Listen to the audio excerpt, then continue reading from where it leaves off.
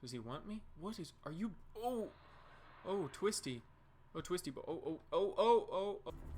Greetings from the other side of your screen. I welcome you back for more Subnautica. Now, I do remember my very first game of Subnautica. All those years ago, I remember spotting my first Reaper Leviathan and feeling the speed boost that you get from the Sea Glide after dog paddling for far too long. Now, I also remember the not so exciting things, like searching each and every limestone outcrop for that one silver you've been looking for the last hour and a half, only to read on the wiki that it spawns in sandstone instead. But there is one crucial thing I never remember using: the scanner room. Such a simple idea. A room, once you build and power, will scan the area around it for any and all resources, cutting out potentially hours of inefficient and mindless wandering as you gather crafting materials.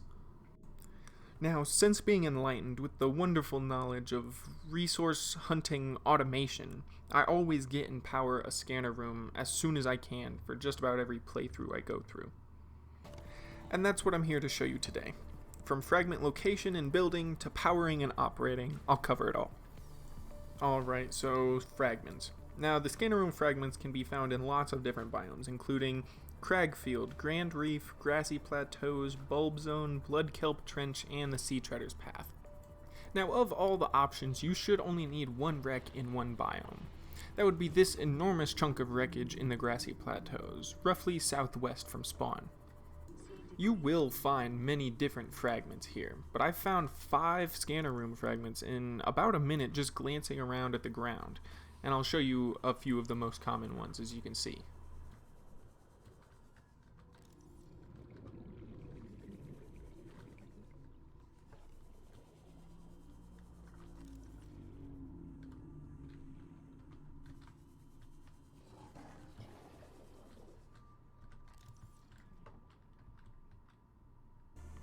So after we obtain the blueprint, we need to decide where to place it. Now, it starts with a 300 meter scanning range, and keep in mind that that range is a diameter, not a radius.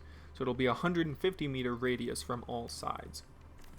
Now, at this point in the game, you probably aren't too picky. You just need a lot of the basics, so I would recommend anywhere near spawn should reveal plenty for you.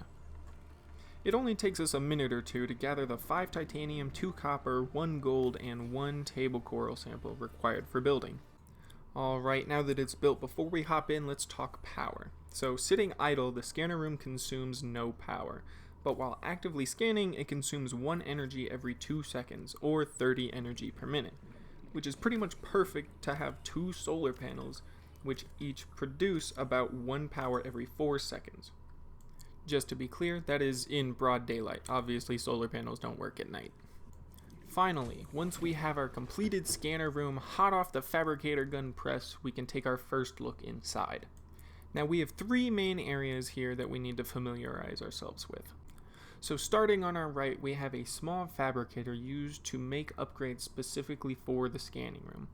And out of the 4 possible upgrades, I find 2 to be all but essential, being the HUD chip, which displays scanned objects to appear on our HUD. It's pretty straightforward, and the range upgrade, which increases the total range by 50 meters for each module installed, meaning it is possible to have a 500 meter scannable range. Moving to the center of the room, this is our main display. We have a beautiful 3D topographical map displaying all of the scannable area and everything that we have scanned inside of it. And finally, to our left, we see the main interface, where you can take manual control of the drones to do some scouting, or you can automate it with the list seen just to the right. You can scroll through the pages seeing what is available in your area, and as a known little detail about this, if you don't see anything on here, that means it's not within the range. This scans for absolutely everything in the range. So if you don't see any slate outcrops, that's because there are none within your range. And so after picking our item, we can now watch the scanning start. Now, without any upgrades, it sends out a pulse every 14 seconds, which is pretty slow, which is why I would recommend starting the scan as soon as you know what you'll need, and then take a minute or 2 to eat, drink, swap out any batteries, and so on before you set out to collect. Just like that, it's gathering time. Now, you can repeat this process as many times as you like, and by this point, you should have a very good understanding of all the ins and outs of this incredibly slept on room. And that wraps up this in-depth guide on the scanner room. So let me know what you want to see next in the comments below. Leave a like if this helped you out at all in your nautical adventures, but most importantly, thank you so much for being here today.